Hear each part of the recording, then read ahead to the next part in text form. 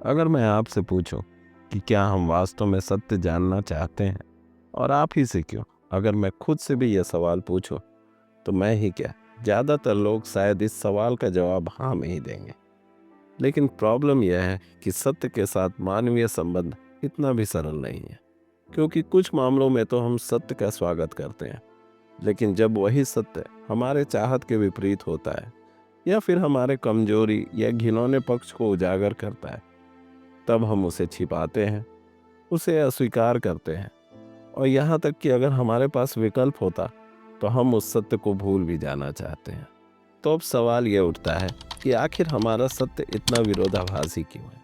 इसलिए आइए जानते हैं सत्य के इस दोहरेपन को प्लेटो के एलिगेरी ऑफ केव और द मैट्रिक्स फिल्म के माध्यम से, कि क्या हम मनुष्य के रूप में वास्तव में सत्य चाहते भी हैं या नहीं।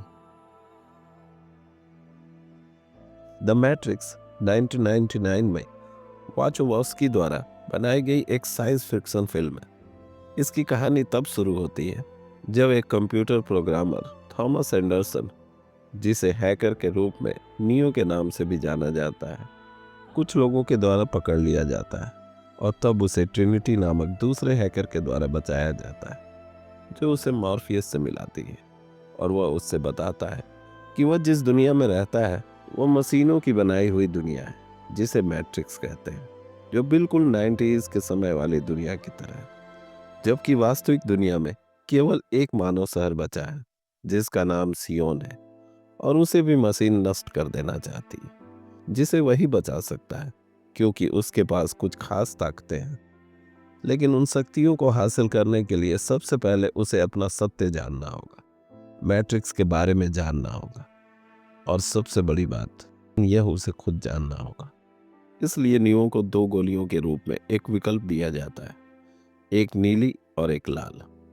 अगर वह नीली गोली चुनता है तो वह अपने रोजमर्रा के जीवन में बना रहता है और जो सत्य नहीं है उसे मानता रहेगा। लेकिन अगर वह लाल गोली चुनता है तो वह वास्तविक दुनिया में कदम रखेगा और पता लगाएगा कि मैट्रिक्स वास्तव में है क्या। इसी तरह प्लेटो अपनी किताब रिपब्लिक में एलोगेरी ऑफ द केव की बात कहते हैं, जिसमें एक गुफा में कैदियों को जंजीर से बांध दिया गया है ताकि वह अपने पैर और गर्दन ना हिला सके। वह केवल बैठकर अपने सामने की दीवार को देख सकते हैं, जिसके कारण वे लोग एकमात्र उस वास्तविकता को जानते हैं जो उनके सामने की दीवार पर पड़ने वाली उस चीज की प्रतिबिंब की छाया है जो उस गुफा के मुहाने से गुजरती है। वह सिर्फ उस काले धब्बे को पहचानते हैं जो सफेद दीवार पर पड़ती है, और इसलिए वह उसे ही अपना अंतिम सत्य मानते हैं। लेकिन जब उन कैदियों में से एक को मुक्त कर दिया जाता है और जब वह गुफा से बाहर निकलता है और बाहर की वास्तविक दुनिया का अनुभव करता है, दुनिया के कई रंगों से तालमेल बैठाता है, तब उसे एहसास होता है कि जिसे वह वास्तविक समझ रहा था वो वास्तव में एक भ्रम था। लेकिन जब वह दूसरे कैदियों को सच्चाई बताने के लिए गुफा में लौटता है तो उसे प्रतिरोध का सामना करना पड़ता है, क्योंकि उन कैदियों के लिए अभी भी उनका अंतिम सत्य वो प्रतिबिंब ही था, वह काले धब्बे ही थे। ठीक वैसे ही जब नियो लाल गोली को खाने के बाद अपने सत्य को जानता है तो वह भी पहले उस सत्य को अपनाना नहीं चाहता, क्योंकि अभी तक उसने अपनी जिंदगी एक ऐसे सत्य के साथ बिताई होती है जो सत्य नहीं बल्कि धोखा है, फिर भी उसके अस्तित्व का हिस्सा है, उसकी पहचान है।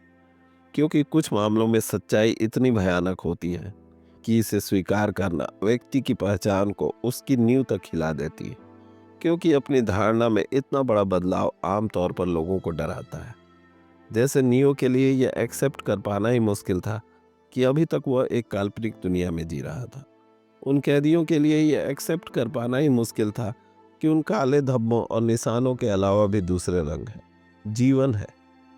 क्योंकि हम सत्य की तलाश में बाहर निकलने के बजाय झूठ के सुरक्षित बुलबुले में रहना पसंद करते हैं, जिसको हमने अपनी झूठी वास्तविकता, चाहत और सुविधा से बना रखा होता है। क्योंकि अगर हम ऐसा ना करें तो हमें दुनिया के सामने शर्मिंदा होना पड़ेगा, हम कमजोर दिखाई देंगे, हम बदसूरत दिखाई देंगे, हमें संघर्ष करना होगा, हम अकेले पड़ जाएंगे, या फिर हम जीना ही छोड़ दें। लेकिन ऐसा भी हम कब तक कर सकते हैं? हम अपने सत्य से कब तक भाग सकते हैं?